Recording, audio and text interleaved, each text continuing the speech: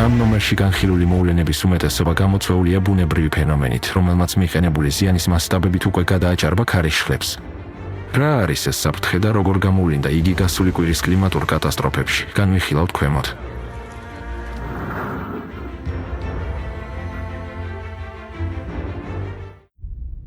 სამხრეთ აფრიკის რესპუბლიკა.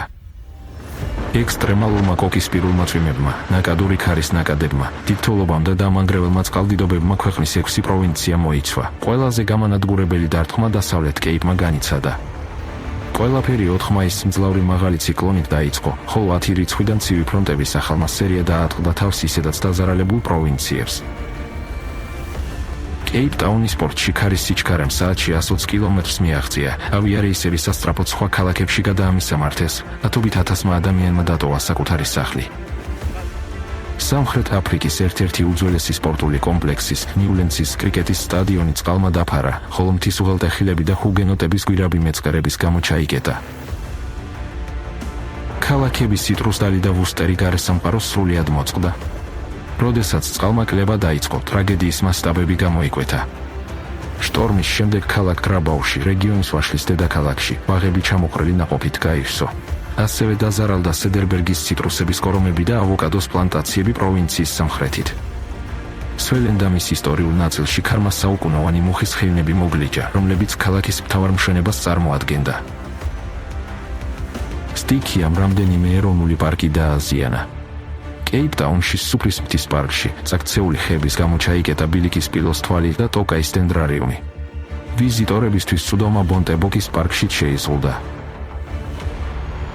11 მაისს ქვეყანაში საგანგებო მდგომარეობა გამოცხადდა, რადგან ბევრ რეგიონში ექსტრემალური ამინდის პირობები ნარჩუნდებოდა.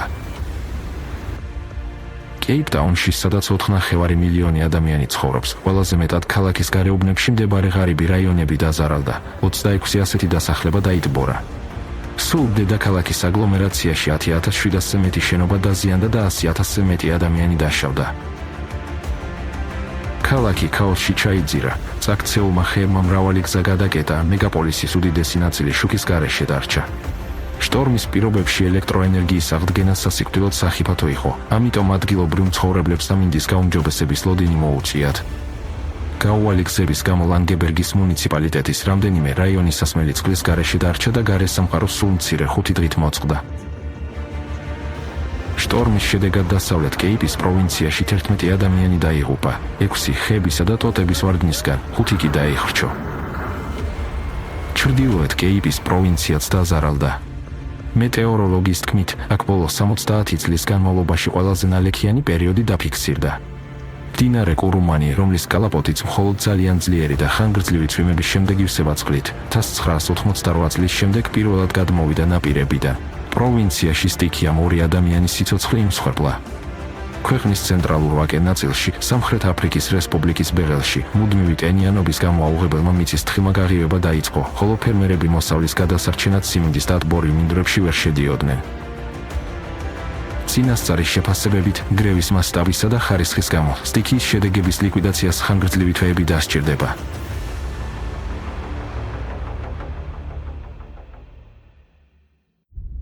ბულგარეთი.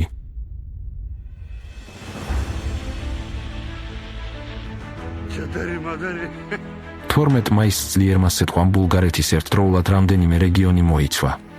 ყველაზე მეტად გაბროვოს ოლქი დაზარალდა. აქ რამდენიმე წუთში კვერცხის ხელას სიტყვამ დააზიანა ავტომობილები, ფანჯრების, სახურავები და შენობების ფასადები. ტრიაუნას თემის ერთ-ერთ სკოლაში ყინულის ლოდებმა სახურავი გახვრიტა და წარმოქმნილი ხვრელებიდან წვიმის წყალმა ზედა სართულები დაატბორა. საჭირო გახდა ელექტრომომარაგების გათიშვა და გაკვეთილების გაუქმება. ადგილობრივი მცხოვრებლების თქმით, ასეთი სიტყვა აქ თითქმის 60 წელია არ უნახავთ. განსაკუთრებით სერიოზული ზიანი მიადგა სოფლის მეურნეობას, განადგურდა ნათესები, ხილის ბაღები და ვენახები. კოკისპირული წვიმები კიდევ ერთი მასშტაბური საფრთხის მეწყრული პროცესების გააქტიურების მიზეზი გახდა.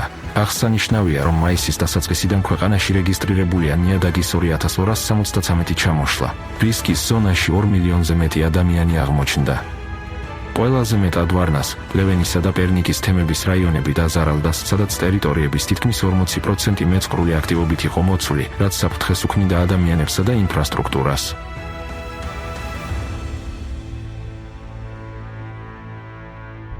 რუსეთი.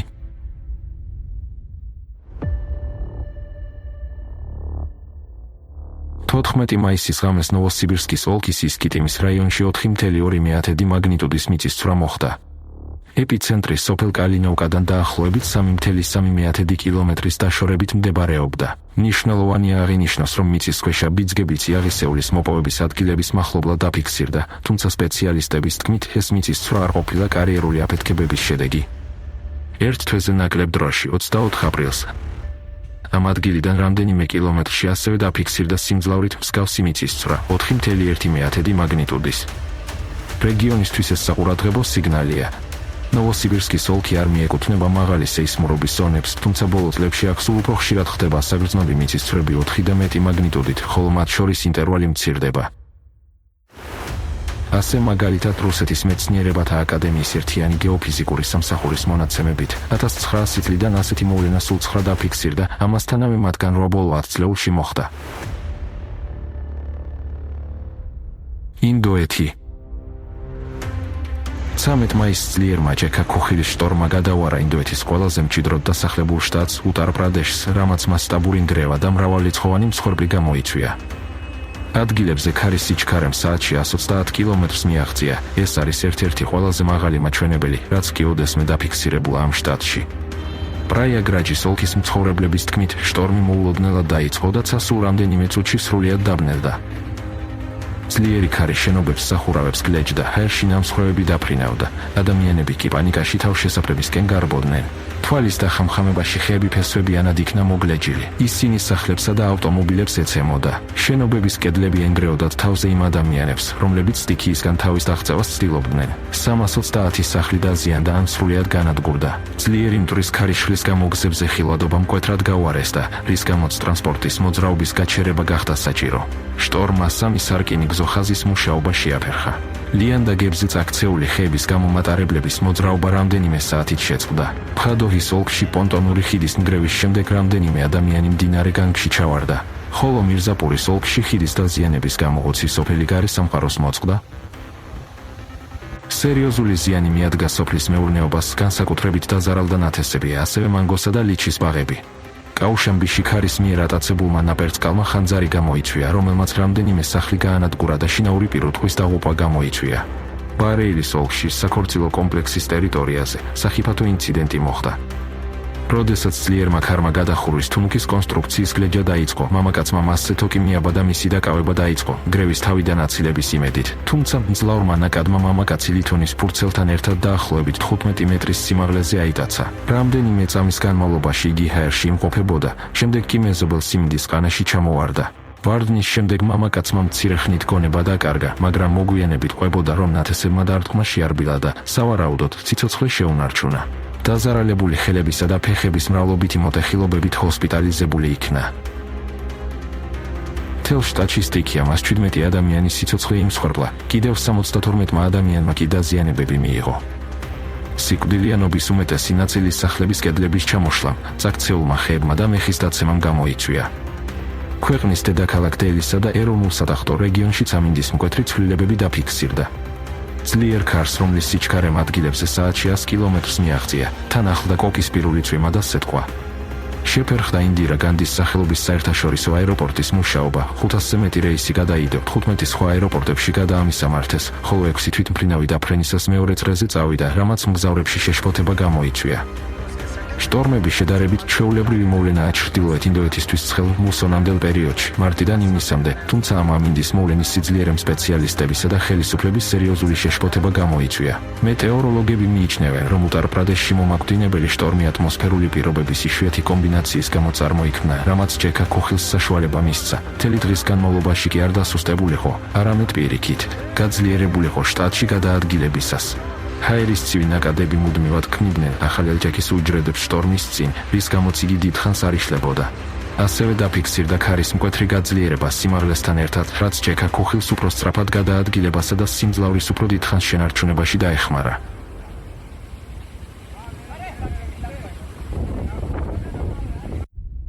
იაპონია.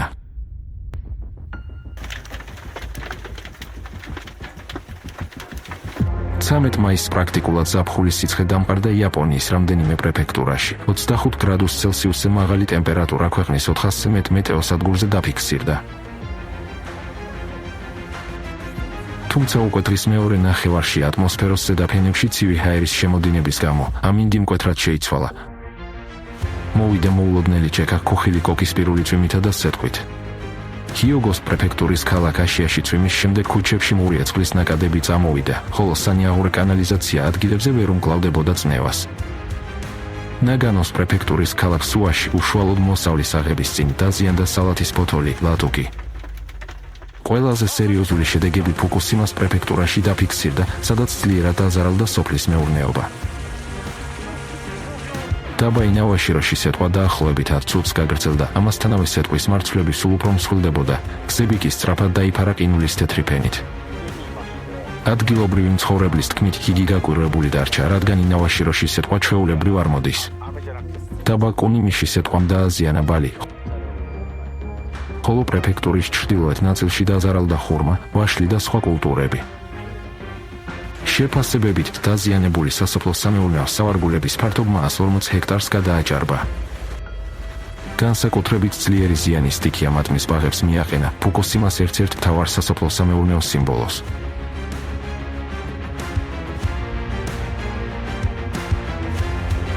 ფერმერმა, რომელიც მიწაზე 50-ზე მეტი წელია მუშაობს, განაცხადა, რომ სეტყვა დაახლოებით 20 წუთის განმავლობაში მოდიოდა და მის ბაღში თითქმის ყველა ნაყოფი დაზიანდა. მან აღნიშნა, რომ პირველად შეეჯახა ასეთი მასშტაბის ზიანს და გამოთქვა შიში, რომ შედეგები შესაძლოა აისახოს არა მხოლოდ მიმდინარე, არამედ მომდევნო სეზონზეც, ვინაიდან ხეების ფოთლები და ტოტებიც დაზარალდა სტიქიისგან. 14 მაისს მძლავრმა ელჭექის უჯრედმა კანაგავას პრეფექტურაც მოიცვა. ქალაქ იოკოჰამასა და შემოგარენში ძლიერი წვიმა მოვიდა სეტყვასთან ერთად. 1 საათში აქ 74 მმ ნალექი ჩამოვიდა.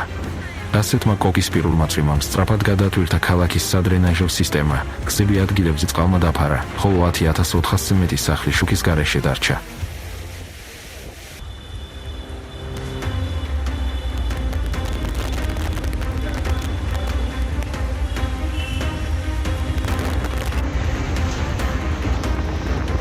მიაქციეთ ყურადღება, კონვექციური შტორმები წითელ ზოლად გასდევს ამ გამოშვების თითქმის ყველა მოვლენას. თავისთავად ისინი ახალს არაფერს წარმოადგენენ, თუმცა დღეს იცვლება პირობები, რომლებშიც ეს ბუნებრივი მოვლენები ყალიბდება. გლობალური ტემპერატურისა და ატმოსფეროს ტენიანობის მატება, მასში ნანოპლასტიკის არსებობა, რომელიც კონდენსაციის ბირთვების როლში გამოსვლით, ხელს უწყობს უფრო ექსტრემალური კოკისპირული წვიმებისა და უფრო მსხვილი სეტყვის წარმოქმნას. ასევე ელექტრეტული ეფექტის ხარჯზე ზრდის ელექტროენერგიის რაოდენობას ატმოსფეროში. ყოველივე ეს აძლიერებს კონვექციური შტორმების ინტენსივობას, სიმკვეთრესა და დამანგრეველ ძალას. ასე, ეონის დაზღვევისა და რისკების შეფასების სფეროში მსოფლიოს ერთ-ერთი უმსხვილესი კომპანიის მონაცემებით, ძლიერმა კონვექციურმა შტორმებმა გადაუსწრო ტროპიკულ ციკლონებს და 21 საუკუნის ყველაზე ძვირად ღირებულ დაზღვეულ ბუნებრივ რისკად იქცა. მხოლოდ 2025 წელს მათგან მიყენებულმა დაზღვეულმა ზარალმა $61 მილიარდ მიაღწია, რამაც მსოფლიოში არსებული ყველა დაზღვეული დანაკარგის თითქმის ნახევარი შეადგინა. და საქმე მხოლოდ ოფიციალურ სტატისტიკაში არ არის. ძალზედ მაჩვენებლად ჟღერს თვითმხილველთა სიტყვებიც, ადამიანების, რომლებიც წლებია ერთსა და იმავე ადგილებში ცხოვრობენ და ხედავენ, თუ როგორ გადაიქცევა ხოლმე მათ რეგიონში ჩვეული ჩეკა ქუხილი მოულოდნელ და დამანგრეველ მოვლენებად. სულ უფრო ხშირად ისინი ამბობენ, მსგავსი რამ ადრე არ ყოფილა, ამ ხელას სეტყვა არასდროს გვინახავს. დღე ნათელი იყო და უცებცა რამდენიმე წუთში გაშავდა. და ამაშია ალბათ მთავარი შემაშფოთებელი სიგნალი. კიდევ ერთ საფრთხედ იქცევა არა მხოლოდ ამ მოვლენათა ძალა, არამედ მათი მოულოდნელობაც. თუ ადრე ჩეკა ქუხილის მოახლოების შემჩნევა უფრო ხშირად წინასწარ იყო შესაძლებელი და მინიმალურად მაინც მომზადება, ახლა შტორმი შეიძლება პრაქტიკულად მკისიერად წარმოიქმნას შუაგულ ნათელ დღეს. ადამიანები მოულოდნელობისგან გაოცებულნი რჩებიან ქუჩაში, გზაში, ყანაში, წყალთან, იქ სადაც თავის შეფარება ხანდახან უბრალოდ არსად არის. და მნიშვნელოვანია არა მხოლოდ თავად რეაგირება მოახდინოთ ასეთ საფრთხეზე, არამედ სხვების გაფრთხილებაც. რაც უფრო მეტად ესმით ადამიანებს, რამდენად სწრაფად და სახიფათოდ შეიძლება განვითარდეს დღეს ნაცნობი შტორმები, მით უფრო მეტია ალბათობა იმისა, რომ კრიტიკულ მომენტში ისინი არ დაკარგავენ სიმშვიდეს და შეძლებენ მარტივი, მაგრამ სასიცოცხლოდ მნიშვნელოვანი გადაწყვეტილებების მიღებას. გაუფრთხილდით საკუთარ თავსა და თქვენს ახლობლებს.